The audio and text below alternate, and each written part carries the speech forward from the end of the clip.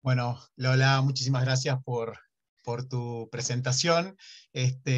Bueno, en este momento le vamos a dar la palabra a Eva, Eva Moral Cabrero, doctora por la Universidad de Salamanca, especializada en discapacidad y atención a la diversidad, que investiga sobre el capacitismo y las microagresiones capacitistas, que actualmente es docente en la Universidad Europea de Madrid y en la Universidad Pontificia de Comillas, y que ha desarrollado su carrera profesional vinculada a la docencia y gestión universitaria como técnica en distintos servicios de atención a personas, a personas con discapacidad. Y bueno, tenemos la suerte que haya aceptado estar con nosotros en el día de hoy, y le agradecemos, y tiene su tiempo para exponer a partir de ahora. Bueno, lo primero, daros las gracias, Diego, por hacerme llegar la invitación y por extensión a todo el equipo, a Paola por esta presentación maravillosa que has hecho de este seminario, que me dan ganas de pediros, de mandaros mi currículum para ver si tenéis un hueco dentro del equipo, porque me ha parecido, vamos, que estamos completamente alineadas y que efectivamente es necesario, ¿no?, tener una perspectiva que sea crítica, pero no solo eso, ¿no?, que sea también reflexiva, que sea insumisa, ¿no?, y que sea efectivamente desobediente y que se entienda como algo incompleto que ha de estar en permanente reflexión. Quiero recalcar esto porque como actual profesional que está en permanente formación también, porque eso al fin y al cabo es, ¿no?, la docencia y la investigación, quiero recalcar la suerte que tenéis de que haya personas como Diego, Paola y otras muchas que seguro que forman parte del equipo, que apuesten, ¿no?, por estos espacios de encuentro y pongan la energía en que puedan ser posibles, porque sin duda las aportaciones que hoy tengan aquí lugar, como las de otros tantos profesionales que podáis a poder escuchar a lo largo de, ¿no?, de las próximas sesiones, van a enriquecer de una forma potente, ¿no?, vuestra perspectiva con respecto a vuestra formación hoy y vuestra práctica profesional mañana, o para quienes ya estén en activo. Voy a compartir pantalla porque, bueno, la invitación que me traía hoy aquí ha sido una publicación específica sobre las minimizaciones de la discapacidad que provocan, ¿no?, esas microagresiones capacitistas. He hecho muy rápida esa actualización recogiendo las palabras de Paola, ¿no?, por esas reflexiones para esta pedagogía insumisa, desobediente e incompleta, porque, como digo, me parece que es un punto fundamental, ¿no?, desde el que escucharnos hoy y poder compartir después todas las inquietudes o las dudas que podamos tener. Bueno, por contextualizarme más a mí que a vosotros y a vosotras que me escucháis, investigando un poco, ¿no? Yo vengo de la pedagogía, imparto docencia en grados de educación, fundamentalmente de educación primaria, y de psicología vinculado a la psicología educativa, y como decía Diego, trabajo fundamentalmente aquellas asignaturas que tienen que ver con la discapacidad o la diversidad funcional en cuanto a su atención, ¿no?, en el ámbito educativo. Pero es verdad que la educación social siempre ha sido algo que me ha llamado mucho la atención, porque creo que en general sois población especialmente sensible a muchas situaciones que han de ser urgentemente atendidas, ¿no? Y en este sentido creo que no es casual que hoy tengamos este subtítulo para este encuentro y este seminario teniendo lugar, ¿vale? Claro, es muy fácil, ¿no?, ir pensar, o sea, pensar muy rápido qué hace la educación social. Bueno, pues atiende a la intervención socioeducativa, y a veces nos olvidamos de esa parte de mediación, que es una pata también muy relevante, ¿no?, de ese trabajo, y que en el caso de la población con discapacidad o con diversidad funcional es muy relevante, ¿no?, como puede ser, por ejemplo, en el caso de las personas con una discapacidad auditiva que sean signantes. Como sabéis, la cultura sorda, ¿no?, tiene unas peculiaridades que necesitan de esa mediación para la interacción y la comprensión, ¿no?, la interrelación con la comunidad no signante, o como pueda ser personas con dificultades de comunicación o de comprensión, que requieren también de esa mediación, ¿no?, entre otras cuestiones así como muy inmediatas, que seguro que Paola o Diego podrían profundizar mucho más en este aspecto, ¿no? Otra de las peculiaridades que creo que es relevante y que tenemos que considerar en relación con lo que vamos a ver hoy es que os dirigís a sectores de la población muy específicos, ¿no? O sea, específicos, ¿no?, entendidos como esos, pues como decíamos, ¿no? Esos grupos poblacionales que requieren de esa intervención y de esa mediación, y que a pesar de que hoy vamos a centrar este espacio en la población con discapacidad o con diversidad funcional, hay otros grupos minoritarios que comparten cuestiones vinculadas a esa opresión, como vamos a ver más adelante, y aquí yo creo que también es lo rico, ¿no?, de estos espacios insumisos y de reflexión que nos van a permitir llevar lo que hoy compartamos a otros, ¿no?, a extenderse a otros campos, a otros ámbitos. Sin despistar que efectivamente lo que se considera, ¿no?, es el trabajo hacia su autonomía, su desarrollo personal y social, y por tanto conseguir ese bienestar y esa integración social, y siempre desde el respeto, ¿no?, y el foco puesto en los derechos humanos, los valores democráticos y, por descontado, en el caso de las personas, bueno, con cualquier grupo que trabajemos, ¿no?, pero particularmente en el caso de las personas con diversidad funcional, considerar esos principios de igualdad y de accesibilidad universal que seguro que habéis tratado, ¿no?, con anterioridad. Claro, todo el ámbito, ¿no?, de actuación de esta intervención y de esta mediación que se hace desde la educación social abarca todas las fases de la vida, ¿no?, y los distintos ámbitos. Aquí simplemente os presento, ¿no?, como una representación gráfica de lo que sería una vida normativa, ¿no? Llegamos al mundo, nos dan la bienvenida, empieza nuestro proceso de institucionalización a través de la familia, llegamos a casa, nos dan un nombre, empieza nuestro proceso de educación, formamos parte, ¿no?, de esa institución educativa que es el colegio, compartimos espacios de ocio, vamos a parques, compartimos, ¿no?, con compañeros y compañeras del cole, del vecindario, etcétera, esos espacios de juego y ocio. Seguimos con nuestra formación, decidimos si vamos o no a la universidad o utilizamos otro itinerario para seguir formándonos, nos sacamos el carnet de conducir o no, buscamos un empleo que nos permite, dependiendo de las condiciones materiales a las que nos dé acceso, el poder crear nuestro propio hogar, ¿no?, generar nuestra familia y participar también en esos entornos de ocio, entablar relaciones de amistad, participar como ciudadanía, ¿no?, en diferentes entornos como comunidad, y todo esto también desde una posición asociada a ese sexo y ese género que se nos asigna, ¿no?, que no vamos a entrar hoy, pero que, como decía, vamos a ver cómo también hay puntos de encuentro, ¿no?, desde cuestiones que son fundamentales. Pero tenemos que saber desde dónde, ¿no?, desde este planteamiento insumiso y ese planteamiento desobediente que permite reflexionar e identificar prácticas con las que no podemos estar de acuerdo, hemos de sentir esa tensión para ¿no?, intentar dinamitar los cimientos en los que se basan, ¿no? Tenemos que saber desde dónde estamos haciendo este trabajo formativo en este momento, o ese propio trabajo profesional una vez que nos hayamos incorporado al mundo laboral, y tenemos que ser conscientes de que esto en muchos casos tiene lugar a través de una posición de privilegio. Esto me parece fundamental que lo tengamos en cuenta, y os traigo las palabras de Peggy McIntosh, que es una activista e investigadora que ya en los años 70 investigaba sobre el privilegio blanco, en este caso, que es un privilegio muy presente a día de hoy y que estaremos de acuerdo en que tiene un peso y una relevancia muy potente, y que explica muchas de las situaciones sociales y culturales que tenemos que enfrentar a día de hoy en nuestra vida y también en nuestra labor profesional. Definía el privilegio blanco, en este caso, como os decía, como ese conjunto de ventajas, de derechos y de beneficios y opciones que no se cuestionan, ¿no?, y que se reciben simplemente por el hecho de pertenecer a un determinado grupo, en este caso el grupo de las personas blancas, y que generalmente se experimenta sin mucha conciencia de que este es el espacio en el que estamos en el mundo, ¿no?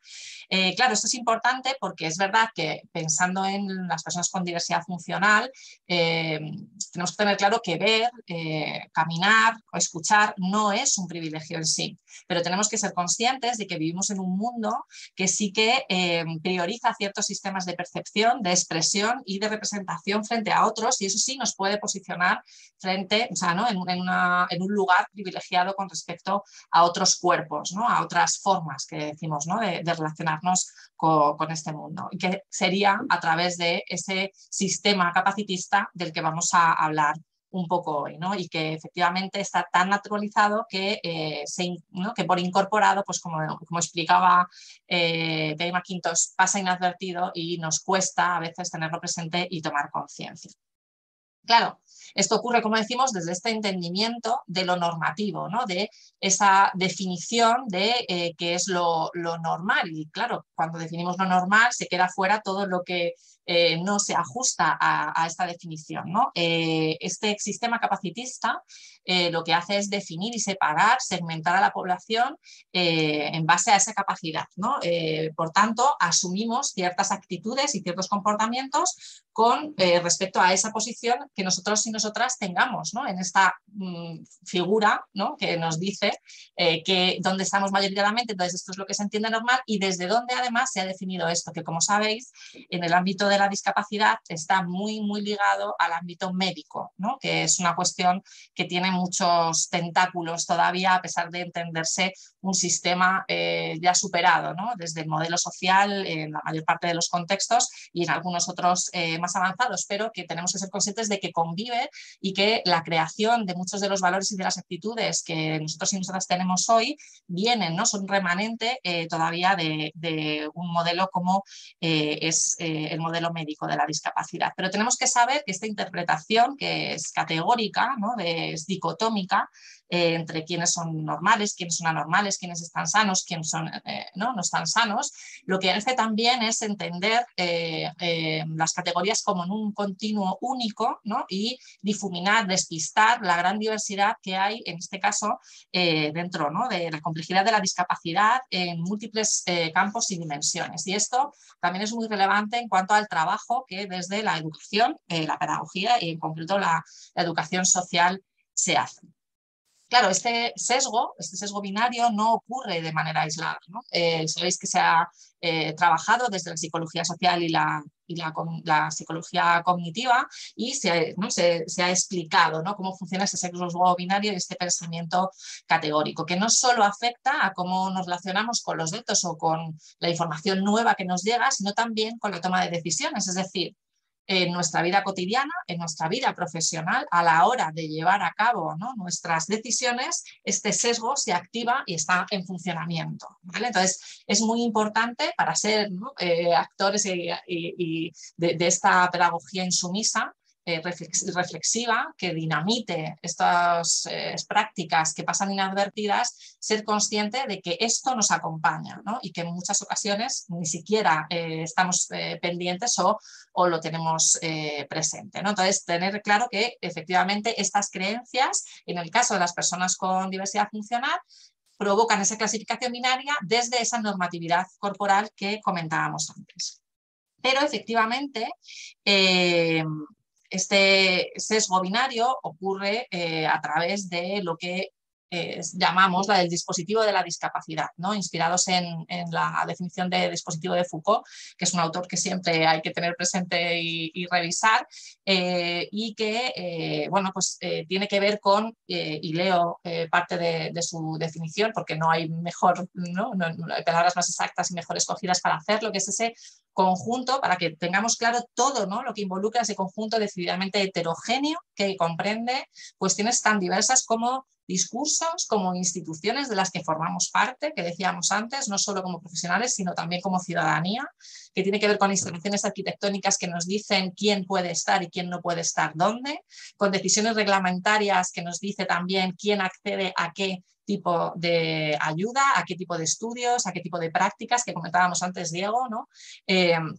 Esas leyes que definen las vidas, ¿no? de toda la población, las medidas administrativas, pero también desde la ciencia, que comentaba Paola, esas proposiciones filosóficas que dirigen también ese quehacer científico y que dejan fuera sistemáticamente, ¿no? poblaciones que se alejan de lo normativo y por tanto no son representativas y quedan desatendidas, ¿no? Y para mí muy, muy importante, para que nos quedamos también con esta idea de todos estos elementos que pertenecen tanto a lo dicho como a lo no dicho, ¿no? Esa red que se establece entre todos estos elementos. Es decir, este dispositivo es todos esos elementos, toda esa relación entre ellos que los une, ¿no? Y que en ocasiones tiene que ver con eso que decimos, pero también con eso que no decimos, ¿no? Y por eso su estudio a mí me parece de especial relevancia para visibilizar esas prácticas que comentábamos antes, ¿no? Que tienen lugar y que en ocasiones parecen desconectadas del origen, ¿no? De por qué yo estoy dirigiéndome de esta manera concreta hacia una persona con diversidad funcional por el hecho de que tiene diversidad funcional, puesto que no lo hago de la misma manera hacia otros grupos poblacionales, etcétera, etcétera, ¿no? Estas cuestiones que efectivamente pues marcan nuestro proceder. Aterrizando esta propuesta de definición de dispositivo de Foucault, os traigo a Campbell, que es una autora muy interesante con respecto al estudio del capacitismo y la propia propuesta que hace ¿no? de definición de este sistema de opresión, que efectivamente plantea como esta red también de creencias, de procesos y de prácticas que produce, y esto es muy importante también, este tipo, ¿no? Que hablábamos antes de particular de ser y de cuerpo, que efectivamente define lo que es el estándar corporal, que es lo que se entiende como perfecto, lo que se considera típico de la especie y que es, por tanto, completamente humano. Es decir, que todo lo que se aleje de este estándar corporal va a presentarse como ¿no? va a presentarse y entenderse como un estado disminuido del ser humano. Y desde aquí es desde donde vamos a relacionarnos, ¿no? Sí, desde este entendimiento incorporado de lo que un ser humano es o debería ser, pues desde el privilegio también, ¿no? Que hablábamos antes de estos cuerpos funcionalmente normativos, se producen las prácticas que lo hacen posible, que hacen posible el capacitismo. Por tanto, podemos concluir que efectivamente el capacitismo es este sistema de opresión que diferencia a unas personas de otras en base a la capacidad y que asume actitudes y comportamientos discriminatorios por quienes dentro de ese cuerpo normativo estamos ubicados, ¿no? en una posición de privilegio. Como os decía antes, bueno, es considerado uno de los ismos, ¿no? De todos los ismos, ¿no? O algunos que seguro que no se nos ocurren rápido, es considerado uno de los más arraigados y, como os decía antes, sustenta otras prácticas que no involucran única o exclusivamente a las personas con diversidad funcional o con discapacidad, como pueden ser el sexismo, que entiende que las mujeres estamos menos capacitadas para tomar, ¿no? Para tomar decisiones o mucho mejor para hacernos cargo de los cuidados, o el racismo, que considera que la población blanca está por encima ¿no? de la población racializada. Esto es muy importante considerarlo porque como otros ismos, como ese racismo, como ese sexismo, cuanto más interiorizado esté por la población general, por toda la población, mejor va a funcionar. ¿Vale? Y esto explica el motivo por el que hoy estamos aquí, ¿no? Es decir, si somos conscientes de que esto opera y tiene lugar a nuestro alrededor, no solo eso, sino que participamos de ello, ¿no? Tendremos que ir abriendo esas ventanas ¿no? que amplíen la luz en estas prácticas que desarrollamos, ¿no? Aterrizando el capacitismo, que es algo que se expresa de diferentes formas, ¿no? Y que pueden ir desde los actos de odio dirigidos a poblaciones diferentes como a microagresiones, que es lo que vamos a hablar hoy. En el caso de las microagresiones capacitistas se entiende, bueno, en general las microagresiones se definen como esas conductas verbales o de comportamiento breve que se dirigen para comunicar desprecio o para insultar a alguien que pertenece a un grupo específico, ¿no? En este caso serían las personas con discapacidad, pero como digo, también existen estas microagresiones capacitistas dirigidas a mujeres o personas racializadas con las que también se trabaja desde la educación social, ¿no? Por eso os decía que podremos extender el debate y la conversación seguramente a otros grupos sociales con los que trabajáis. ¿Qué ocurre con esas microagresiones? Que están incorporadas a las interacciones diarias, son muy, muy cotidianas y en muchos casos son de difícil identificación porque son muy sutiles, son muy ambiguas tanto para la persona que las recibe como para quien las está ejecutando. Y es un claro ejemplo el que vamos a ver hoy con la situación de las microagresiones, ¿no? Con las microagresiones que tienen que ver con la minimización de la discapacidad. Tenemos que ser conscientes, por tanto, que se ejecutan no solo por personas desconocidas, también por personas conocidas, por familiares, amistades, por profesionales, proveedores de servicios especializados. Y esto es grave porque efectivamente ¿no? Participa también de la normalización de estas situaciones de desigualdad. Hay dos cuestiones relacionadas con las microagresiones que debemos tener muy presentes y que están más que demostradas, que son la resonancia y la repetición. La resonancia hace alusión a lo arraigados, ¿no?, de estos prejuicios, de estas ideas en las que se basan, y la repetición a la frecuencia con las que las personas ¿no?, que son objeto de ellas las reciben. Obviamente, el estar recibiendo con frecuencia, ¿no?, comentarios que te dicen de alguna manera u otra, pues quién eres, quién no eres, quién puedes ser y quién no puedes ser, dónde puedes estar, dónde no te corresponde, etcétera, etcétera, acarrea consecuencias perdurables que tienen que ver también con un deterioro, ¿no?, en el desarrollo psicológico, ¿no?, en mi autoestima, en quién soy, etcétera, etcétera. Y como decíamos antes, hay cierta dificultad para afrontar la respuesta, que veremos también más adelante como parte de los resultados de lo que vamos a hablar hoy. Uno de los primeros trabajos que aborda las microagresiones específicas en personas con discapacidad o con diversidad funcional es el desarrollado por Keller y Galbraith de 2010, y es en el que se basa el trabajo que os voy a presentar después. Por eso, sin detenerme mucho, que os animo a que lo leáis porque es interesante, proponen una agrupación de las microagresiones capacitistas recogidas en el trabajo de investigación en 8 dominios. Uno de ellos es la negación de identidad, que es desde el que parte esta propuesta de las minimizaciones que vamos a tratar en el día de hoy. ¿Cómo se expresa esta minimización de la discapacidad? Pues puede expresarse desde comentarios negativos, pero no solo, también a través de otros, y cuidado con esto, ¿no?, que es efectivamente lo que pasa a lo mejor más inadvertido o nos cuesta incluso reconocer cuando lo estamos realizando, porque nos incomoda, ¿no?, si nos llama la atención, no, si esto es positivo, yo no quería, ¿no?, mi intención no era. Bueno, tu intención no era, pero eso no significa que no esté ocurriendo de esa forma, ¿no? Entonces, son comentarios negativos, bien aquellos que puedan ser aparentemente positivos, pero también a través de acciones o de inacciones, lo que decíamos antes, ¿no?, de lo dicho y de lo no dicho, de lo que se hace, pero también de lo que se omite, ¿no?, de lo que se deja de hacer. ¿Cómo ocurre? Pues a través de esta población normativa que cuestiona, entre otras cosas, los ajustes y las adaptaciones que las personas con necesidades de apoyo derivadas de discapacidad, en este caso, solicitan, y esto está estrecha y directamente relacionado con la práctica cotidiana de la educación social, trabajando con población con diversidad funcional. También las experiencias negativas asociadas a esa discriminación específica que las personas con diversidad funcional reciben por el hecho de tener una discapacidad, y también e incluso llegando a negar la discapacidad misma, incluso siendo una discapacidad obvia y evidente, ¿no?, quitando hierro, o bueno, tú no estás tan mal, o en realidad tú esto no lo necesitas, o esto a ti no te pasa, ¿no? Y es de, bueno, no te pasa porque lo estás diciendo tú desde esa posición de privilegio, ¿no?, que te permite quitar peso a esta situación que estamos compartiendo, ¿no? Por lo tanto, es verdad que no necesariamente pueden estar ¿no?, provocados por una intención de dañar, pero que tenemos que prestar atención a esos supuestos cumplidos que están escondiendo en realidad una agresión hacia una persona por el hecho de tener una discapacidad. Claro, esto lo que os decía antes, ¿no?, al final estas interacciones, esta meiosis o esta minimización también tiene lugar en las interacciones normativas, digamos, ¿no? Es habitual.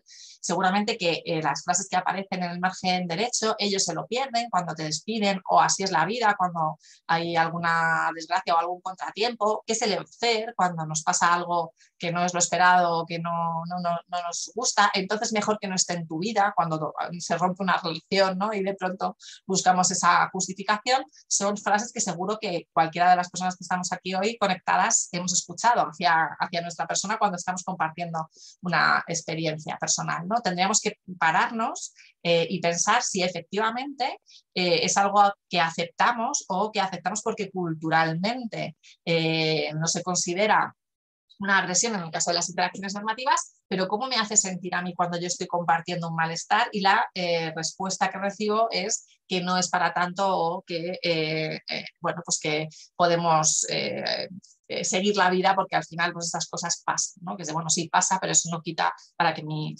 situación de hoy sea esta, ¿no?, con la expresión con la que está teniendo lugar. Claro, también ocurre que pueden activarse desde el cuidado al otro que decíamos antes, ¿no? Para intentar quitar hierro, ¿no? A ese dolor o a esa situación de pena, ¿no? que está atravesando la otra persona, para separar, para suavizar esa crudeza de una conversación difícil en la que se está compartiendo, ¿no? Cuestiones de una gravedad importante, o situaciones que no sabemos cómo acompañar, ¿no? Ante, por ejemplo, la comunicación de un diagnóstico de una enfermedad o de alguna situación pues que no sabes muy bien cómo compartir, ¿no? Cómo hacer. Claro, estas interacciones, como decíamos, sí que son aceptables bajo esas circunstancias específicas porque tienen un significado convencional en ese contexto normativo en el que están teniendo lugar, pero parece que fuera de estas condiciones, de estas circunstancias, se pueden transformar y convertirse en una microagresión, ¿no? Claro, ¿cuál es la diferencia, ¿no? Que decíamos, pues quizá la diferencia es que tendríamos que preguntar también a la población normativa si nos parece tan bien y tan aceptable que esta sea la respuesta, como decíamos, ¿no? a un compartir, un pesar, ¿no? O eso también pasa inadvertido, como decíamos, se da por hecho y no se reflexiona, pero en el caso de las personas con discapacidad, cuando hablan, ¿no? De cómo se recibe esta minimización, esta meiosis sobre cuestiones que están relacionadas directamente con su discapacidad, la interpretación es que demuestra una distancia, ¿no? Con la experiencia de quien está llevándolas a cabo y que se basan en esos prejuicios arraigados que son inapropiados, ¿no? Que hacen inapropiada esa intervención en ese momento de la situación, y que tiene que ver con lo que comentábamos antes de la interiorización del capacitismo, que pasa inadvertido porque es tan naturalizado que ni siquiera nos asalta la duda de, oye, esto es un comentario ajustado o no es para compartirlo en este momento, y la dificultad también, como decíamos antes, de dar respuesta. Claro, si alguien desde el cuidado está intentando animarnos, ¿no? Dándonos una respuesta como cualquiera de las que aparecen, como decíamos, en el margen derecho, llamarle la atención sobre que tú te estás sintiendo agredida a través de esa interacción va a ser de difícil, ¿no? Aceptación, puesto que, como decíamos, pues la motivación puede ser otra, ¿no? Alejada de lo negativo, puede ser el cuidado, ¿no? el minimizar efectivamente el impacto y demás. Muy rápido, que no quiero entretenerme en esas cuestiones porque creo que lo interesante es lo posterior, pero sí para contextualizar un poco lo que os voy a comentar en cuanto a los resultados obtenidos del trabajo de investigación que os voy a presentar hoy. Simplemente contextualizar que, basado en este trabajo de Kelly Galgay que os comentaba, que habían identificado estas 8 dimensiones, Conover realizó una encuesta sobre microagresiones capacitistas que a través de un trabajo estadístico y demás, como resultado es un cuestionario de 20 ítems que está organizado en 4 factores basados en las 8 dimensiones que os comentaba antes, ¿no? Dentro de ellos está el de minimización, que es en el que nos vamos a centrar hoy, y el trabajo que he desarrollado es esa adaptación, ¿no? De esta escala al contexto español, porque, como sabéis, la investigación sobre el capacitismo es aún minoritaria. En España es incipiente, estamos empezando con ello y necesitamos, ¿no? Conocer un poco cuál es el mapa, cuál es la situación, y parecía que esta podría ser una herramienta potente para una primera toma de contacto. Es decir, el trabajo tiene un carácter exploratorio, ¿no? Es como decía Paola, estamos empezando, ¿no? Pues en esto también estamos empezando, y obviamente se hizo un proceso de adaptación efectivamente a la población a la que nos dirigíamos, y existe una total correspondencia entre los ítems del cuestionario y los factores tanto ¿no? de la escala original. Bueno, simplemente porque tengamos así como una idea clara, la muestra está formada por 681 participantes mayores de edad con discapacidad y residentes en España al menos en los últimos 5 años, ¿vale? ¿Por qué esto? Pues porque, como os decía, es un trabajo de acercamiento, ¿no? A un constructo que todavía está por definir, ¿no?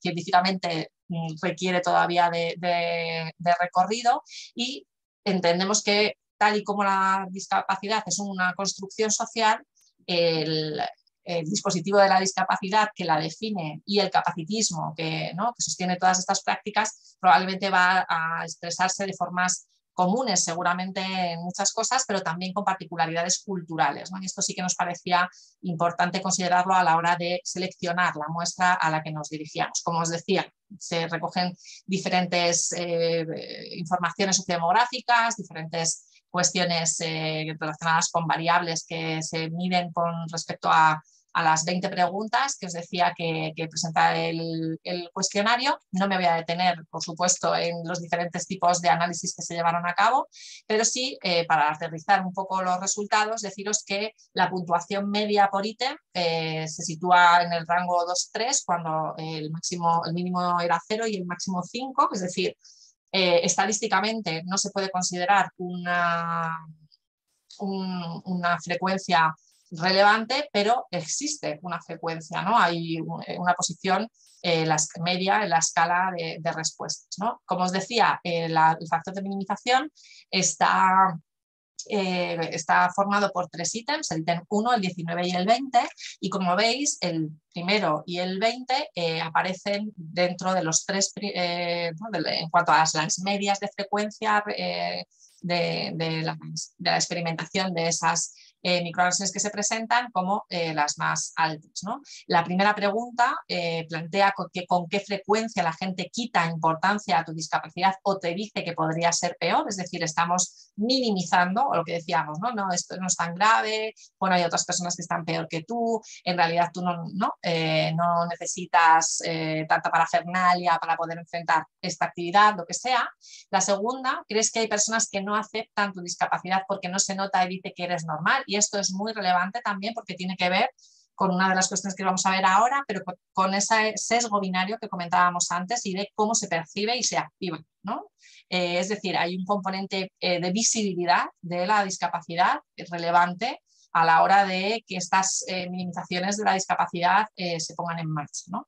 Y el último, el tercero de los ítems que engloba este factor de minimización, la pregunta que plantea es ¿cuántas veces te han dicho que tú no necesitas apoyos o adaptaciones, ¿no? Que comentábamos antes, y que aprovecho estando aquí con personas del ámbito de la pedagogía, de la educación social y de la educación más enmarcada, ¿no? en las etapas primarias, bueno, o formales, no sé muy bien cómo aquí Paola y Diego podéis corregirme o atinar mejor en los términos.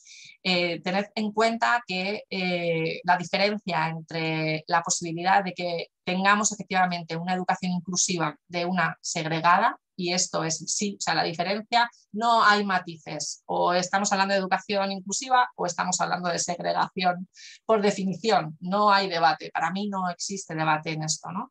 Cuando estamos cuestionando que alguien no necesita apoyos o adaptaciones para el desarrollo, para su desarrollo académico, formativo, educativo, estamos poniendo en riesgo un derecho fundamental de una persona con discapacidad que requiere de esos apoyos y que en este ámbito educativo son de especial relevancia, pero que si volvemos a ese recorrido vital que se acompaña también desde la educación social, vamos a ver cómo puede ser extensivo, ¿no? Luego, si queréis, hablamos de ello porque a mí me parece muy importante.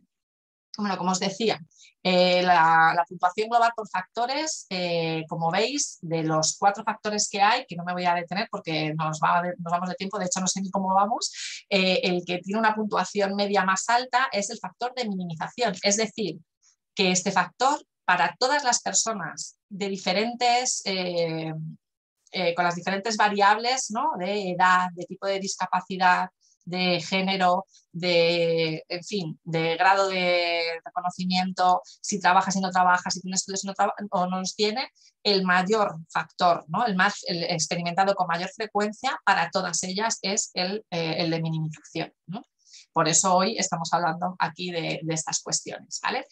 Los resultados, simplemente por compartiros, porque creo que sin que tengan que ver necesariamente con aquellas microagresiones que tienen que ver con la minimización, que vamos a aterrizar ahora con ellas, sí que no me gustaría perder la oportunidad de lo que decíamos antes, ¿no? De lanzar algunas cuestiones que nos den, ¿no? Que sean como llamadas de atención sobre las que seguir pensando, ¿no? Fijaos que en los estudios relacionados con la diversidad funcional, con la discapacidad, el tipo de discapacidad siempre se presenta como una variable determinante, ¿no? Determinante a la hora de abordar las diferentes cuestiones o temas que se trabajan, ¿no? Desde el campo de la ciencia. Y en el caso del capacitismo, de las microagresiones capacitistas, los resultados que lanzaron nuestro trabajo y también respaldado por otros distintos, es que el tipo de discapacidad no es una variable tan relevante. Es decir, para mí esto es fundamental porque nos permite, ¿no?, reflexionar sobre si esos estudios desde el dispositivo de la discapacidad que hablábamos antes, que si recordáis también hablaba de preceptos científicos, están siendo o han sido planteados desde una perspectiva ajustada a lo que se quería conocer, ¿no? Es decir, hemos dado por hecho que el tipo de discapacidad era algo que nos iba a contar, ¿no? A explicar cosas, y vemos cómo no necesariamente es algo que lo explica todo. También una sorpresa para mí ha sido que el género tampoco ha aparecido como determinante en este estudio, y aquí sí que quiero hacer la aclaración de que estamos estudiando microagresiones capacitistas, ¿vale? A través de un estudio cuantitativo, ¿vale? Y que efectivamente hay otros trabajos sobre microagresiones capacitistas que describen que la discapacidad funciona como una identidad estigmatizada primaria, es decir, que por encima, ¿no?, sabemos que la interseccionalidad, que hoy está también, ¿no?, muy en boga, y que sabemos que tenemos que incorporarla a nuestros proyectos y nuestros trabajos de investigación.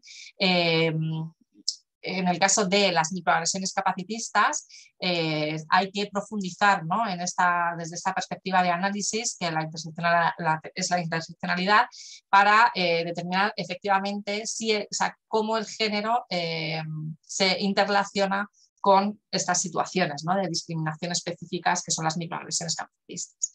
Lo que sí se ha mostrado como más relevante es la visibilidad de la discapacidad, como os decía antes, y el hecho de convivir con varias discapacidades, ¿no?, que de alguna forma seguramente participe en esta visibilidad que decíamos antes. El mayor grado, ¿no?, de reconocimiento de la discapacidad, que tiene que ver con una cuestión administrativa, ¿no?, de cuál es el porcentaje de discapacidad que se reconoce, del 0 al 33%, del 33 al 65%, del 65% en adelante, también está relacionado, y le siguen otras variables que están, ¿no?, involucradas en facilitar, digamos, esa visibilidad de la discapacidad, como puede ser el uso de determinados apoyos para la vida independiente. Es decir, si yo soy una persona sorda y voy caminando por la calle, si tú no interactúas conmigo y yo no llevo un audífono, por ejemplo, puedo pasar inadvertida, ¿no? ¿Cuándo vamos a ser conscientes de que esta persona, por ejemplo, utiliza la lengua de signos para comunicarse? Pues cuando yo quiera interactuar y vea que el código es otro, ¿no? Esto no ocurre con una persona que use una silla de ruedas, que vaya con un bastón o que utilice un perro guía, ¿no? Efectivamente, esas ayudas para la vida independiente visibilizan, ¿no?, el hecho de que esta persona tiene unas necesidades de apoyo. Con respecto al efecto de estas variables, bueno, pues decir que efectivamente la visibilidad de la discapacidad es la que aparece, ¿no?, con un efecto más elevado con respecto a las demás. Como os decía, esto es en términos generales, y aterrizando en aquellas que tienen que ver con las limitaciones de la discapacidad. Bueno, como os decía, en el caso del género, a pesar de que el efecto, los diferentes análisis devuelven, ¿no?, un efecto marginalmente significativo sobre las frecuencias de la experiencia de microagresiones capacitistas, hay un efecto marginal que sí que se confirma para este factor de minimización. Y esto es muy relevante porque también está respaldado por los resultados de otros trabajos, específicamente en el ámbito sanitario, que decíamos antes que está muy ligado, ¿no?, al tema de la discapacidad, pero también a la definición y concreción de los apoyos, del acceso a los apoyos, de ese porcentaje del que hablábamos, ¿no?, de cuántos apoyos te corresponden, y que efectivamente, a pesar de que el género en términos generales no ha no aparece como una variable especialmente relevante. En este caso, para las microagresiones que tienen que ver con la visibilidad, las mujeres reciben mayores microagresiones, ¿no? Por tanto, como os decía, a pesar de este planteamiento del género como identidad, o sea, de la discapacidad, perdón, como identidad primera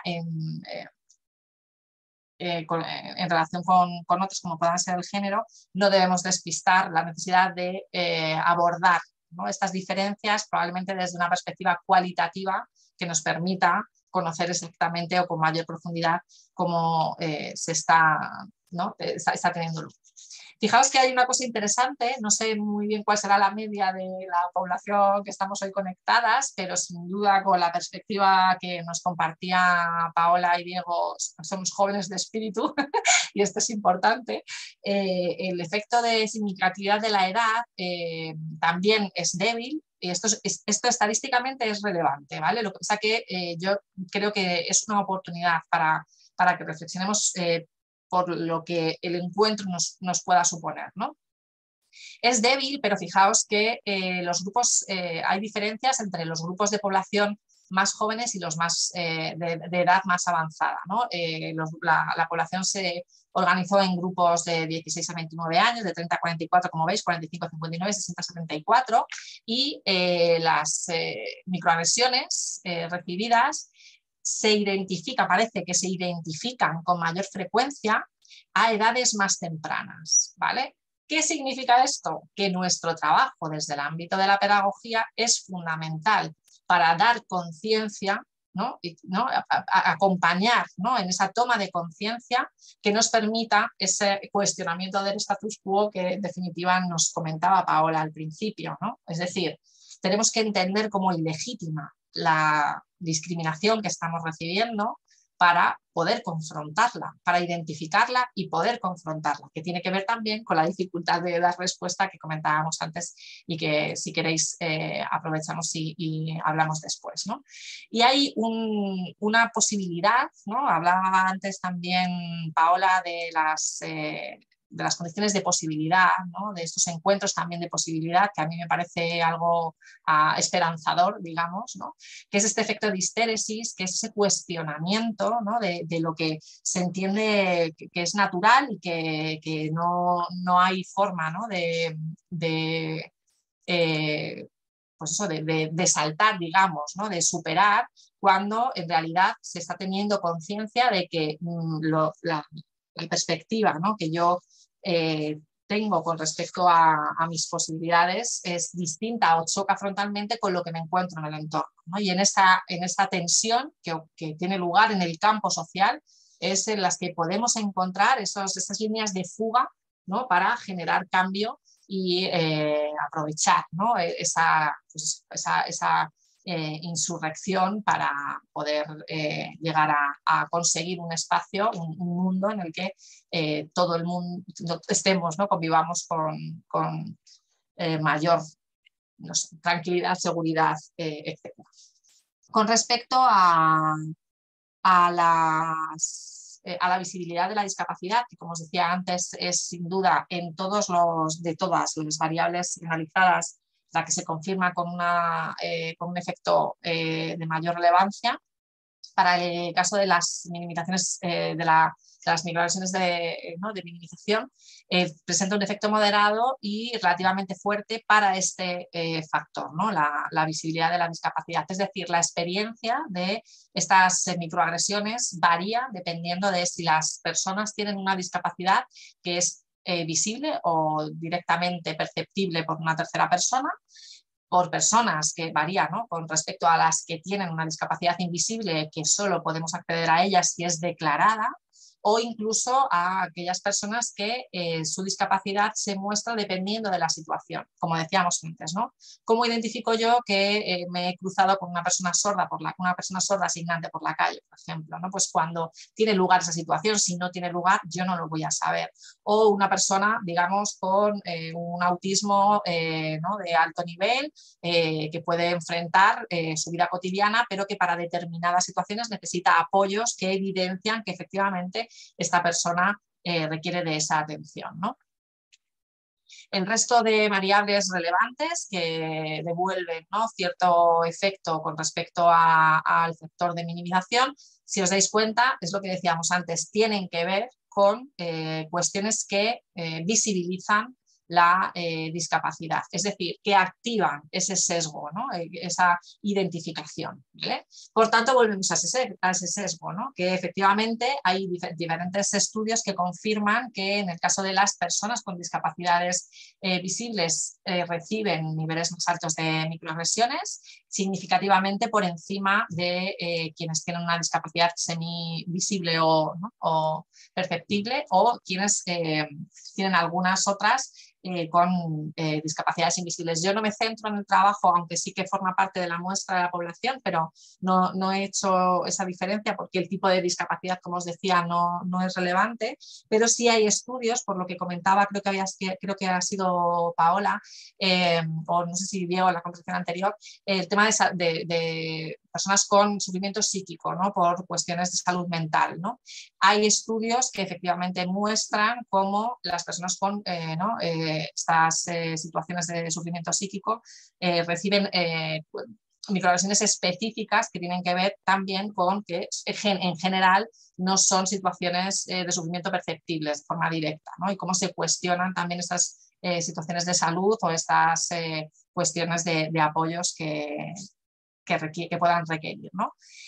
Para que nos hagamos una idea muy clara y nos quedemos con algo para lo que ¿no?, reflexionar con respecto a nuestro quehacer cotidiano y demás, creo que es muy claro cómo se expresan, ¿no?, estas microagresiones que se dirigen a personas con diversidades visuales, perdón, con discapacidades visibles, no visuales, con discapacidades visibles, que tiene que ver con el ofrecimiento de ayuda no solicitada, ¿no?, de cómo invadimos una privacidad de una persona solo por el hecho de que percibimos que tiene una discapacidad y entonces ya damos por hecho muchas cosas, que necesita ayuda para hacer cualquier actividad que enfrente, que en fin, ¿no?, muchas situaciones. Frente a lo que hablábamos antes, de este cuestionamiento de la ayuda que están solicitando, es decir, a unos les ofrecemos ayuda que no solicitan, dando por hecho que la necesitan en cualquier aspecto y ámbito, y a otros les negamos, ¿no?, esta situación cuando se está demandando, ¿no?, o cuando se tiene que explicar, y esto por ejemplo es habitual, ¿no?, cuando alguien con una discapacidad invisible que tiene que ver con no poder, por ejemplo, mantenerse mucho tiempo en pie, sube a un transporte público siendo una persona joven y ocupa un asiento, ¿no?, y de pronto entra alguien más mayor e inmediatamente se da por hecho que esta persona tendría que levantarse, ¿no?, o se la increpa para que se levante, obligándola a declarar una discapacidad o a dar unas explicaciones que no necesariamente tendría por qué compartir, ¿no? Es un poco para que nos hagamos esa idea, ¿no? Bien, este sesgo binario, por tanto, lo que hace es convertir a una persona que percibimos dentro o con respecto a ese eje normativo como una disonancia cognitiva, en el sentido de que, bueno, yo parece que tengo delante a una persona que se ajusta, ¿no?, al estándar corporal y de pronto me está reclamando o me está diciendo que tiene unas necesidades de apoyo. Y aquí hay una disonancia porque esto no se corresponde con la idea que yo me hago de ti según te veo y te percibo, ¿no? Y por tanto puedo llegar a negar lo que decíamos, esa discapacidad. Una cosa muy habitual, no sé cómo de respetuosa es la gente allí con las plazas, por ejemplo, de aparcamiento, regu, aquí más o menos igual, pero hay también salvadores, ¿no?, salvadores de las plazas, estas personas que se dedican también, ¿no?, a increpar a quienes aparcan en ellas sin una discapacidad aparente, ¿no?, y reclaman esa explicación que, repetimos, es verdad que hay un distintivo en el vehículo que lo diferencia de otros que no puedan hacer uso de ese espacio, pero que cuidado también con las cosas que damos por hecho cuando las personas, ¿no?, que pues eso, se ajustan a un estándar normativo que nos saca, ¿no?, de esa idea original.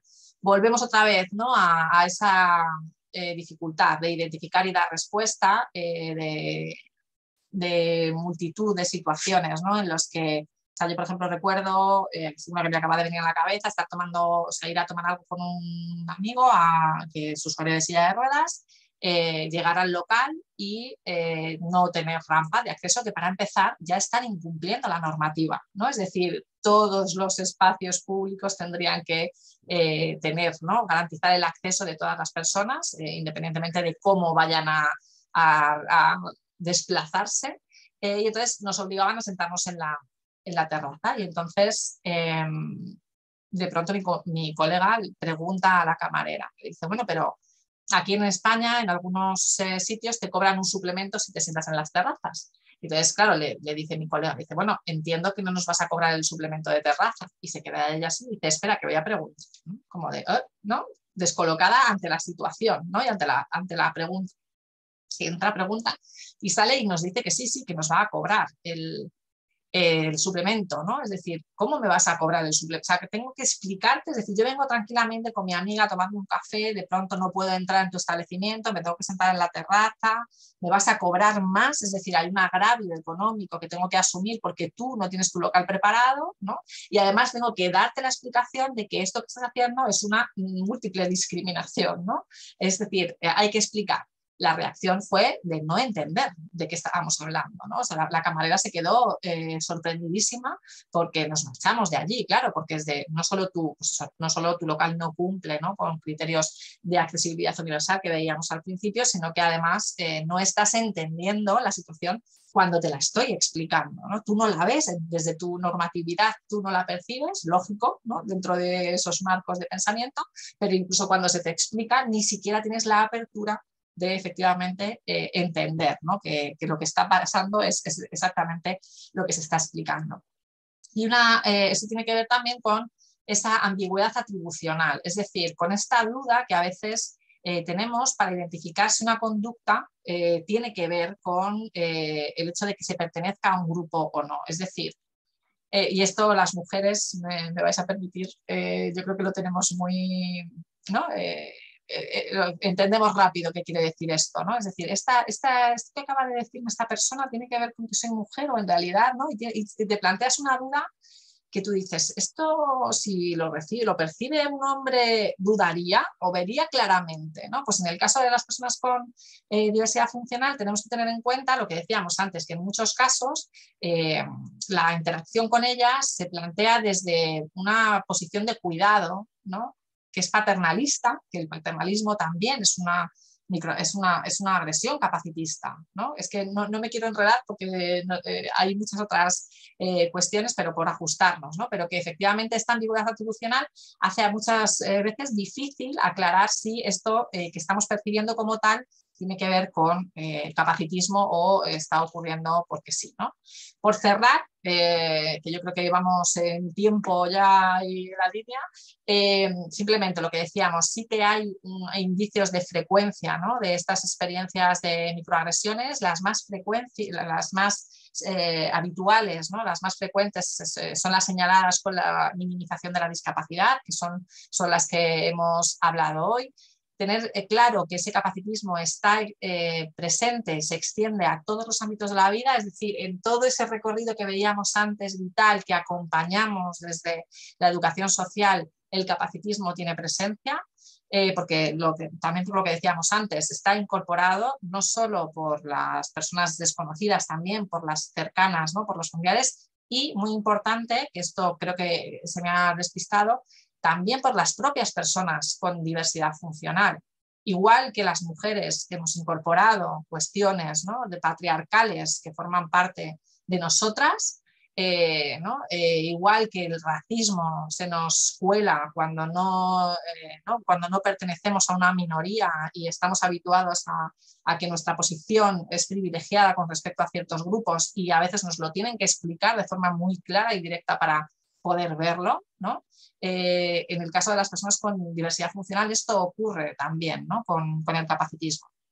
Que la visibilidad de la discapacidad, esto no lo voy a repetir, creo que ya ha quedado claro y que efectivamente supone, ¿no? esta erosión, ¿no? por enfrentarse con tanta recurrencia a este tipo de microagresiones, pues supone un desgaste psicológico, ¿no? También ¿no? con relación a esas trabas para el acceso. Aquí en España hay un término que a mí me parece me parece, vamos, que debería estar en desuso, que es los ajustes razonables, ¿no? Que tú dices, claro, los ajustes razonables que define quién, porque si los define la administración que proporciona los apoyos, pues hay unos ajustes que son razonables. Pero si tú necesitas unos apoyos para poder llevar tu vida, ¿no? Desarrollar tu vida de manera independiente, que supone, entre otras muchas cosas, levantarte por la mañana y acostarte por la noche a través de la figura de asistencia personal, pues a lo mejor muy razonable no es el término, ¿no? Que tenemos que utilizar para hablar de estos ajustes. Y por tanto, pues se compromete, ¿no? Está la posibilidad de desarrollar una vida independiente. La importancia del encuentro que os comentaba antes y que agradezco otra vez, ¿no? El poder estar aquí, es que efectivamente el contexto es fundamental, y el contexto, o sea, el hecho de que Paola, Diego y el resto de miembros del equipo pongan la energía en que estos encuentros tengan lugar. No solo eso, también en su planteamiento, que yo creo que es una posición muy situada, también muy vinculada al activismo, y esto es para mí fundamental, permite, ¿no? reformular esos marcos de encuadre, ¿no? esos dispositivos que promueven que las cosas sigan siendo como son, o que efectivamente, lo que decíamos, ¿no? Tomemos conciencia, reflexionemos, reconstruyamos y veamos cómo replantear algunas cuestiones que están pasando inadvertidas, que es relevante también, ¿no? Proporcionar, pensar, crear palabras que nos permitan identificar y nombrar esos prejuicios y pensar en respuestas posibles cuando se manifiestan, porque como decíamos, no siempre es fácil, ¿no? Y en esto yo creo que desde el ámbito de la educación social es un campo, ¿no? a abrir, ¿no? o a explorar. ¿Cómo podemos acompañar ¿no? a estas poblaciones que reciben estas microagresiones para poder darles respuesta, teniendo en cuenta que también tienen ese capacitismo interiorizado? Es decir, no podemos entrar como un elefante en cacharrería, porque forma parte también de la subjetivación que hablábamos antes, ¿no? de la propia construcción como persona, como sujeto, pero que no siempre las personas cuentan con los recursos o depende del momento, pueden enfrentar una respuesta o no. Y como decíamos antes, ¿no? cuestionar el status quo, cuestionar y entender que esto es ilegítimo, que esto que estoy percibiendo no es justo y que es denunciable, es relevante. Yo creo que aquí es un trabajo que desde la educación social se puede plantear de forma muy clara, ¿no? Y también pues eso, reflexionar sobre nuestra posición dentro de este sistema que tenemos, incapacitista, que tenemos incorporado en nuestras prácticas cotidianas, ¿no? Reflexionar sobre cuántas personas de mi vida con las que salgo a tomarme una cerveza o un vino, lo que sea, un café, un mate, lo que sea, tienen diversidad funcional, con cuántas personas he trabajado en mis entornos sin experiencia profesional hasta el camino que sí que la hayan tenido, ¿no? Tendría una pareja con diversidad funcional, ¿no? ¿Cuál es ese planteamiento, ¿no? a través de la que me relaciono y no me relaciono con ellas, ¿no? El no me relaciono también es relevante. Y por supuesto, para llevar a cabo una práctica profesional que esté alineada con el principio de equidad, ¿no? Que yo creo que junto con los que decíamos al principio, pues tenemos que tener muy presentes. Y hasta aquí mi exposición. No sé si me ha ajustado al tiempo, me ha alargado, si he sido clara o muy redundante, pero ahora, si queréis, tenemos oportunidad de poder hablar y aclarar lo necesario. Perfecto. Bueno, Eva, muchísimas gracias por tu presentación. Nos dejas ahí pensando un montón de cuestiones. También, digamos, muchas gracias también a Paola por su presentación. Un poco la idea de este rato es poder, bueno, intercambiar. Yo he ido tomando apunte de algunas preguntas y algunos comentarios y trataremos de articular algunas cuestiones. Capaz que iniciando con una, digamos, con lo interesante de tu presentación, que nos trae a pensar un montón de dimensiones, porque refiere a un componente cultural, ¿no? A esta normalización, ¿no? bueno, con el ejemplo que planteabas de bueno, la moza, en ese, digamos, hay algo ahí que no estamos pudiendo pensar, que no está dentro de nuestro universo de lo pensable, con lo cual incorporar esta perspectiva nos lleva a pensar sobre las representaciones sociales, sobre la discapacidad, digamos, cuál es ese imaginario que cada uno de nosotros hemos construido a partir de nuestras relaciones y de nuestros vínculos con los otros y con la sociedad, y cómo operamos a partir de ese saber del sentido común que no se problematiza, ¿no? Me parece que ese es un punto de anclaje potente.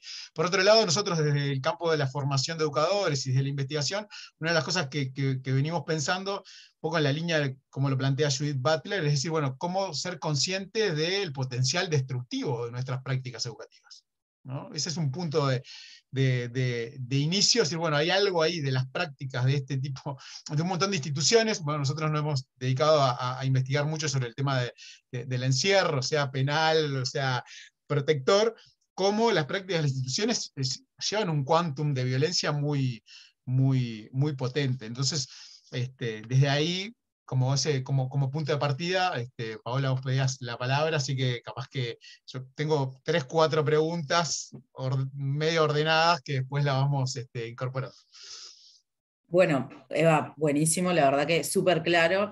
Voy a sumar algo que traía Diego, me parece que vos traes a poner en cuestión. Nosotros hablamos mucho del sistema de capitalismo, de la exclusión, pero nos cuesta hablar de la vigencia del sistema capacitista como un sistema de opresión muy vigente, muy arraigado en las prácticas cotidianas, y yo identifico de lo que vos presentás como un trabajo pendiente, vicioso. Vos decías por allí lo que nos acompaña, que está naturalizado, interiorizado y que regula las relaciones cotidianas. Y la realidad es que los educadores sociales trabajamos en el marco de la vida cotidiana y trabajamos en el marco de interacciones diarias. Entonces allí creo que tenemos un trabajo pendiente que tiene que ver con pensar este círculo vicioso a través de este sistema capacitista que oprime y que está vigente, pero bastante invisibilizado, porque sí hemos aprendido a deconstruir o a analizar críticamente otros sistemas como el capitalismo en las relaciones de exclusión, de pobreza. Entonces me parece que acá vos traes esto y lo instalás fuertemente, me parece que como un trabajo pendiente para la pedagogía social, ¿no? En el campo de las relaciones culturales, decía Diego, y de los procesos de subjetivación. A mí eso me parece bueno, que nos das un marco y nos invitás como comunidad también educativa a repensar y a atravesar desde esta perspectiva, es decir, bueno, que hay un sistema que ha sido invisibilizado, o sea, que está, pero que no está, que opera fuertemente, pero a la vez que nos ha costado estar en ese, reconocernos en ese naturalizado, interiorizado que genera interacciones cotidianas y que se reproduce allí en lo mínimo de las interacciones. A mí me parece que vos traes esta idea de las microagresiones y que habla de lo mínimo, y que los educadores hablamos también de la potencia de lo mínimo, y esto tiene que ver con una relación que se produce en lo mínimo, en dos sujetos presentes y un conjunto de cuestiones simbólicas. Eso por un lado, que me parece que como pensar allí cuál es el lugar de los otros en estas prácticas y en los lugares que producimos en tanto educadores, ¿no? O sea, cómo nos ubicamos en este círculo. Yo comparto, vos traías ahí la discusión entre segregación e inclusión, y claramente compartida. Nosotros creo que hemos acá detectado una política de invisibilización de las personas con discapacidad que tiene que ver con esto, ¿no? Decir, bueno, negarle los apoyos o no incorporar los apoyos a nuestras prácticas supone invisibilizarlos. O sea, una práctica también, una agresión. Yo tenía una pregunta allí, cuando traes el tema de la edad, si ustedes han pensado cómo los jóvenes como actores sociales pueden ser también quienes actúen rompiendo algunas cuestiones en tanto en el efecto de lo público, de la presencia en la escena pública, cómo se han relacionado con eso, porque me pareció súper interesante allí los jóvenes, los que estaban, y cómo va bajando con la edad, que también tiene que ver con cómo el espacio público y el quehacer de las personas se va restringiendo más a lo cotidiano, o sea, se pierde la esfera pública. Y entonces ahí preguntarte un poco eso, cómo venían reflexionando en torno a eso, bueno, el impulso de la juventud como colectivos que irrumpen en general y transforman la vida social, cómo lo venían pensando. Activo el micro que siempre se me olvida. Bueno, muchas gracias por vuestras aportaciones. Así como rápido, por recoger algunas de las cosas que habéis comentado, bueno, me parece obvio, ¿no? La necesidad de considerar este potencial destructivo efectivamente de nuestras prácticas educativas, ¿no? Que en ocasiones... como dicen, ¿no? Aprendí a pesar de la escuela, ¿no? Es decir, pasamos mucho tiempo, nos institucionalizamos en entornos que resultan muy violentos para la población normativa y, por supuesto, para quienes se alejan, ¿no? de este estándar, sea cual sea en este caso, ¿no? En este caso, pues, el estándar corporal, ¿no? Por supuesto, la institucionalización y la violencia que ocurre en esas instituciones totales, ¿no? En las que se desarrolla la vida ¿no? completa de personas que pueden estar desde encarceladas en prisiones o encarceladas en instituciones porque no hay una alternativa residencial, por ejemplo, ¿no? Que esto también es una cuestión que debemos considerar y pensar, ¿no? Este sistema capacitista que nos está explicando de alguna forma que hay personas que por su condición están recluidas, ¿no? En ciertos espacios que además suelen estar a las afueras de las ciudades, es decir, espacio público no ocupado por estos cuerpos, ¿no? Etcétera, etcétera, y que también Foucault aborda, que seguro que conocéis, ¿no? A través del libro de los animales, de el nacimiento de la biopolítica, y que está muy relacionado también con este sistema capitalista que hablabas, Paola, ¿no? El capacitismo y el capitalismo están muy relacionados. De hecho, Foucault lo explica, ¿no? Cómo la población que no puede o no quiere trabajar porque decide que no quiere hacerlo es expulsada, ¿no? Dentro de este sistema capitalista en el que valemos tanto como producimos. Pero claro, producimos bajo unos estándares que están definidos, ¿no? En muchos casos también bajo este prisma de la capacidad. Es decir, tú necesitas ¿no? poder desarrollar tu competencia productiva bajo unos criterios específicos que tienes que cumplir o tienes que poder cumplir. ¿Qué ocurre cuando no los cumples? Pues que obviamente se te expulsa de este sistema, quedando fuera en todo ese recorrido vital de prácticamente todos los espacios e instituciones, ¿no? O sea que efectivamente hay una relación muy estrecha entre este sistema capitalista y este sistema capacitista que forma, ¿no? Que está presente y muy incorporado también y que, bueno, pues desde esta crítica posiblemente al capitalismo también somos conscientes de hasta qué punto, ¿no? Esta forma parte de nosotras en muchas decisiones, en muchas relaciones y en muchas cuestiones que planteamos. Con respecto a la edad y la participación, ¿no? de la juventud como actores sociales, es algo por explorar y pensando muy rápido, ¿no? en esto que comentabas de la presencia. Claro, nos lleva efectivamente a reflexionar sobre la presencia. ¿Qué es la presencia? ¿No? Es decir, lo que comentábamos antes, ¿qué presencia hay de personas con diversidad funcional en nuestra vida cotidiana? ¿Cuántas amistades que, ¿no? de entre las que yo cuento tienen una diversidad funcional? ¿Cuántas parejas o relaciones esporádicas he mantenido con personas que se salgan de los estándares normativos, extendiéndose, no necesariamente personas con diversidad funcional, con otras diversidades también, ¿no? Cuántas compañeras y compañeros de trabajo se salen del marco normativo, etcétera, etcétera, ¿no? Como decíamos, la institucionalización de las vidas de las personas con diversidad funcional es muy relevante, por lo menos en el contexto español. Es decir, dentro de, por ejemplo, el ámbito educativo, lo que decíamos antes, nosotros tenemos la educación ordinaria, que en principio es una educación que tendría acogedora de la diversidad, pero la realidad es que tenemos un sistema educativo paralelo, que es el sistema educativo especial, en el que se segrega a esta población. Es decir, desde la convivencia de la infancia, estos cuerpos no tienen presencia en nuestra vida cotidiana, ¿vale? Entonces, toda su estructura de vida tiene otro recorrido paralelo, no hay encuentro y apenas hay ocupación del espacio público, es decir, no hay lugares de encuentro para poder conocernos. Entonces, claro, si no nos conocemos, pues obviamente es difícil que haya también esa toma de conciencia de cómo el capacitismo está interiorizado en ti, en mí y demás, ¿no? Claro, ocurre también que yo vivo en Madrid, que es una ciudad grande, con recursos y con una población elevada. No sabría deciros ahora mismo cuántas personas con discapacidad viven en Madrid, pero tú puedes desplazarte por Madrid, vamos a poner el centro, ¿vale? Y desplazarte cualquier día sin cruzarte necesariamente con una persona con una discapacidad visible. Cuidado con esto que hablábamos antes también, ¿no? Es decir, no hay mucha presencia en la esfera pública. Como os comentaba antes, además del ámbito académico, ahora después de la pandemia está más paralizado, pero yo también he desarrollado mi actividad desde el activismo, ¿no? Y una de las cuestiones últimas en las que participé justo en 2019, antes de la pandemia, fue la organización del Orgullo Diverso, que desde un planteamiento muy cercano al movimiento de vida independiente planteaba una perspectiva de efectivamente orgullo de la diferencia y de la diversidad, ¿no? Y era una convocatoria para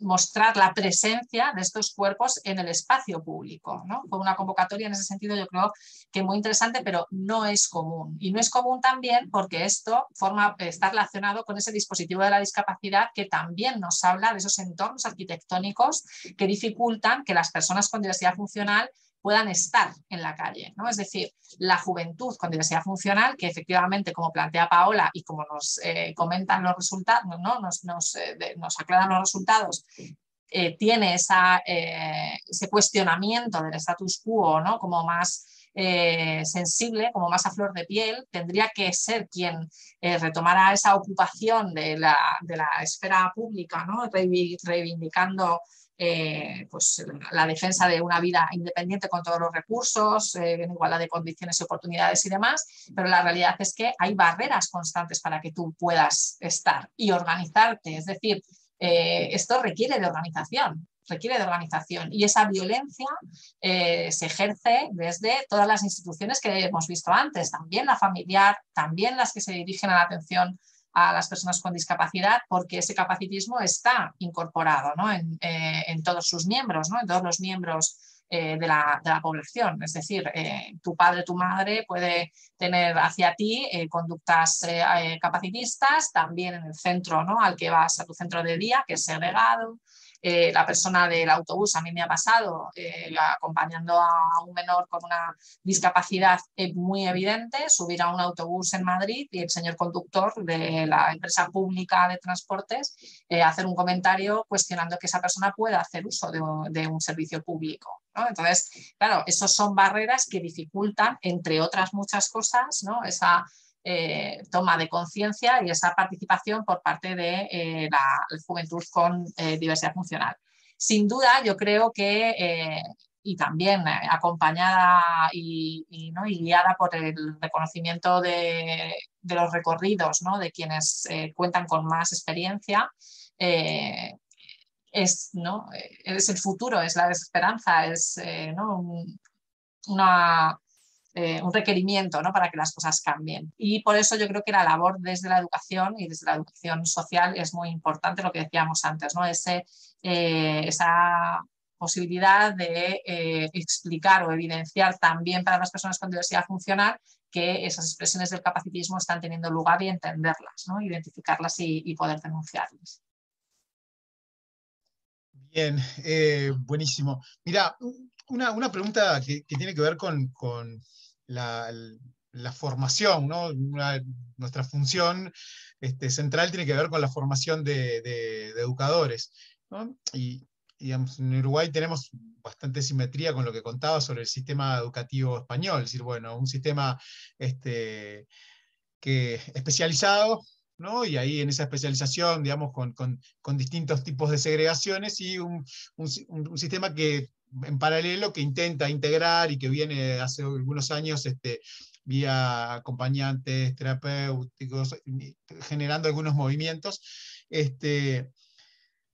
Preguntarte, digamos, sobre los desafíos en términos más de la formación, porque una de las cuestiones que aparece fuertemente en nosotros los profesionales cuando nos enfrentamos a a la diferencia, a un niño, un adolescente, un adulto con alguna diferencia, con diversidad funcional, con alguna discapacidad, es la falta de formación, ¿no? Esa es como la barrera para decir, bueno, no puedo, no es que él no tenga que estar acá, sino yo no tengo la formación como para recibirlo.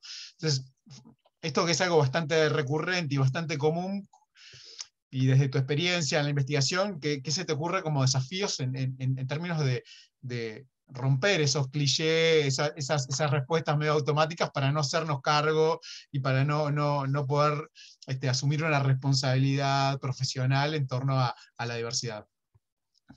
Sí, aquí efectivamente eso también es compartido, ¿no? Esos desafíos formativos del cuerpo docente, eso es generalizado en todos los niveles educativos, desde la primaria, la secundaria, la universidad, la formación profesional y demás, ¿no?